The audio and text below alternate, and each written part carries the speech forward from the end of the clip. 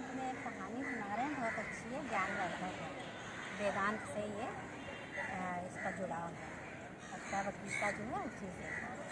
एक बार राजा जनक जो थे वो सो रहे थे, तो सोते सोते उन्होंने सपने में देखा कि वो बहुत गरीब हो गए हैं और भूख के मारे व्याकुल हुए जा रहे हैं।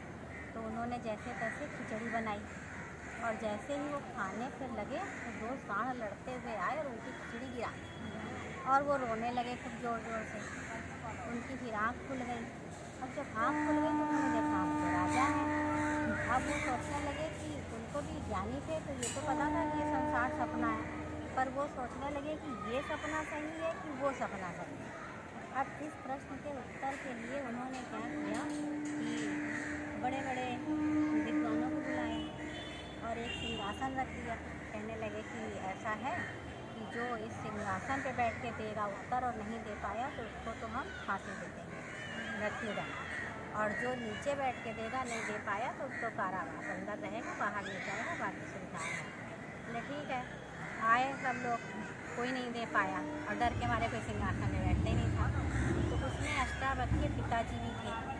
तो बच्चे चिढ़ाते थे कि इनके पिताजी जो है जेल में हैं, जेल में। तो उन्होंने अपनी माँ से पूछा तो माँ बोली हाँ ये बात सत्य है।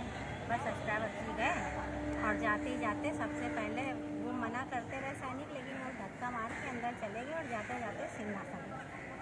और जैसे ही वो सिंहासन में बैठे तो वहाँ जितने विद्वान थे वो ज़ोर से हंसने लगे।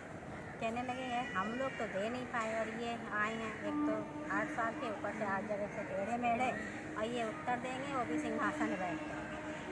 कुछ नहीं वो बोले। फिर उसके बाद में जब उनको जनक जी को पता चला, जनक जी आए, जनक जी ने हाथ जोड़ा और अपना प्रश्न रखा। प्रश्न नहीं रखा, पहले तो उन्होंने पूछा अष्टावक्र जी ने कि राजन, तुमने ये चमारों की सभा बुला के और तुम सोचते हो इनसे तुम्हें जवाब मिल जाएगा, उत्तर मिल जाएगा। जनक जी बोले नहीं, ये सब बड़े विद्वान हैं। क्या नहीं विद्वान है? क्या इनको तो चमड़े की परख चमार को होती है। तो इन्होंने मेरा शरीर देख के हमारा उपहास उठाया, यानी इनको चमड़े की ज़्यादा परख है। खैर कोई बात नहीं, तुम अपना प्रश्न पूछो। तब राजा ने पूछा कि ये सही है या वो सही है। तो वो कहने लगे तुम दोगे क्या बदले? हम तुम्हें उत्तर देंगे, तुम हमें क्या दोगे? तो राजा बोले राजपाट। तो बोले ये तुम्हारा है ही नहीं।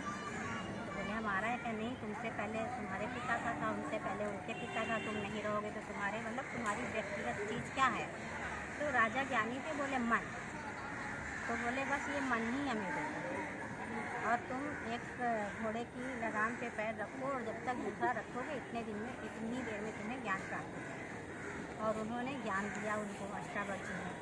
तो अष्टावक्र जी ने कहा कि जब ये संसार सपना है तो सपने की चीज़ भी सपना हुई ना, सपना कैसे सच होएगा? वो भी झूठ, वो भी झूठ। और भी बहुत ज्ञान दिया। उसके बाद में ज्ञान सुनते सुनते राजा को समाधि लग गई। जब वो समाधि में चले गए तब अष्टावक्र जी ने धीरे से उन्हें उठाया और कहा राजन उठो, कार्य करो। तो वो कहने लगे ये मन तो हमने आपको दे दिया, तो अब कार्य कैसे करें? तो बोले बस ये समझो कि मन जो है अब ये हमारा है, गुरु जी का, और अब तुम, हमारी ये आज्ञा है कि तुम राजपाट सब संभालो, लेकिन अच्छे से, सही तरीके से, गलत तरीके से नहीं, और सारे काम करो। और ये समझो कि ये मन गुरु जी का मन है।